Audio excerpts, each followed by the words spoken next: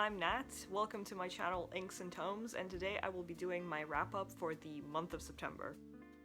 For this month, I've read a grand total of 4 books, for which I'm extremely proud, considering that one of them took me 3 weeks to finish, and it was Wolf Hall by Hilary Mantel. Now, Wolf Hall is a winner of the Man Booker Prize. For those of you who don't know, it is a literary award for outstanding works of fiction, especially geared towards books of very vocabulary-heavy and descriptive natures. Now, I got the desire to read this book from none other than Katie Books. I will link his channel down in the description, but he has a really cool Discord server where he is discussing long list and short list Booker Prize nominees. Wolf Hall is actually a trilogy, and the 3rd book of the trilogy was again nominated for the Man Booker Prize. The Wolf Hall trilogy is about the life of Thomas Cromwell and the reign of King Henry VIII. It is historical fiction.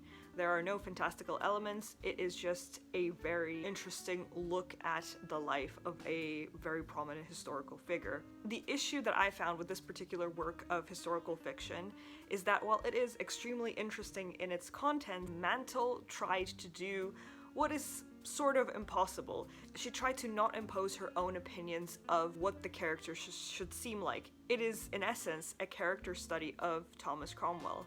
But while she holds herself back from doing so, it makes a lot of the scenes of the book seem very perfunctory. It's kind of like you're looking in on a descriptive story about a plethora of characters, and sometimes that gets very confusing and in a way tedious. Despite the fact I enjoyed this book, and I will be picking up, and have already picked up, Bring Up the Bodies from the library, and I would like to do a full review of the series after I finish the 3rd book, as I have a lot of thoughts on the writing itself. The 2nd book I read this month I also don't have with me, as I've handed it back to the library, and that was A Throne of Swans.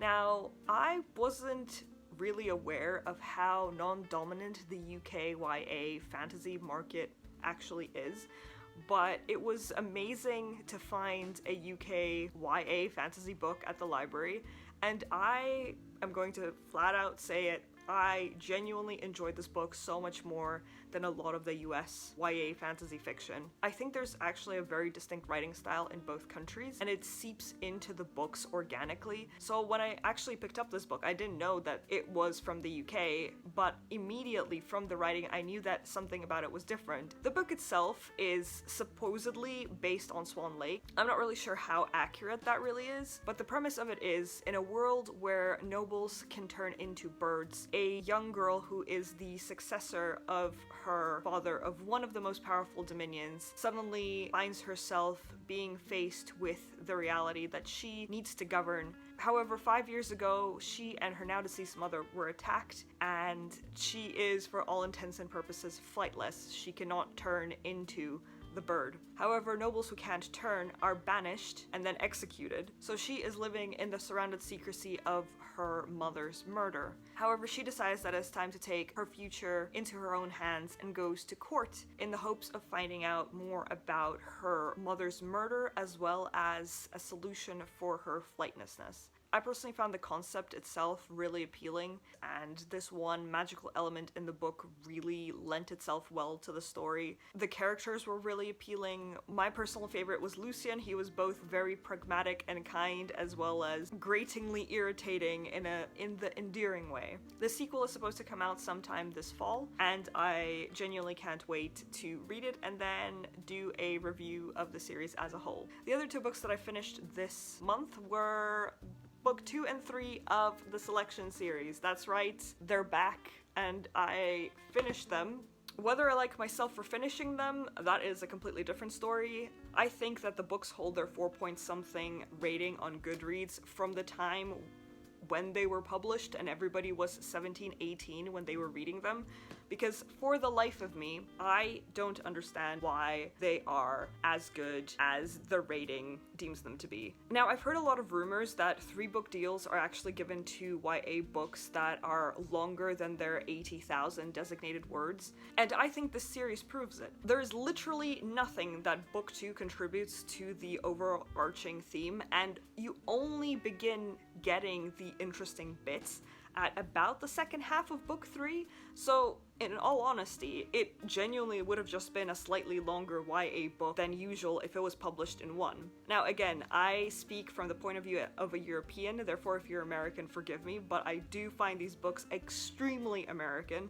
There are a lot of themes that you can find in current politics that permeate the books, and I think one of the reasons that they were published were because they really push this sort of agenda. I think that my next video might actually just be a review of the selection series up to book 3. There's 5 in total, but I don't think that I will be reading about the daughter of America and Maxon because I just can't be bothered, and I don't think that anything new could possibly be contributed in those books to the story as it is. I'm gonna leave it at that. So those were the books that I read in September. I do have a couple of carry-ons just as last month. The first 2 I will not be mentioning as I mentioned them in my last video, and they're still being read and they're still in my carry-ons. But library books do slow down the books that I actually own, even though Freakonomics will have to be finished as I can't renew it anymore. The other book, which is the one that I'm currently reading, is The Poppy War. Now, I've heard a lot about this book.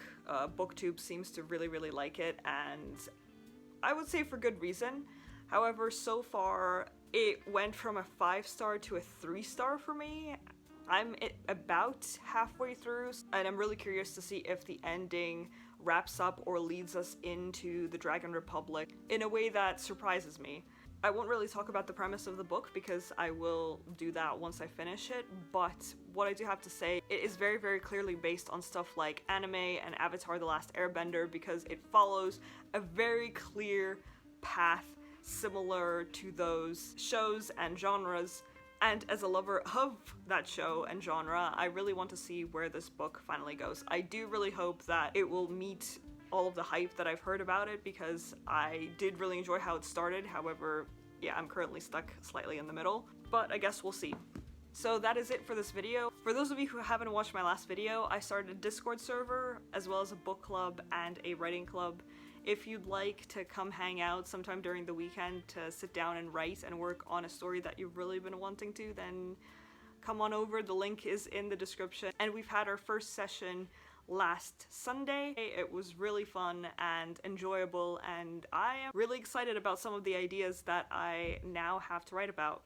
As mentioned previously, I'll leave a link to Katie Books down in the description. He is the one who introduced me more so to the Man Booker Prize, and please check out his channel. He just reached 1,000 subscribers. He really deserves them. I definitely recommend checking out his reaction to the Middlemarch read-along because that was oof. Anyway, that is the end of this video. It was a bit difficult to record it as outside is just something, but I will see you in the next one. Bye-bye.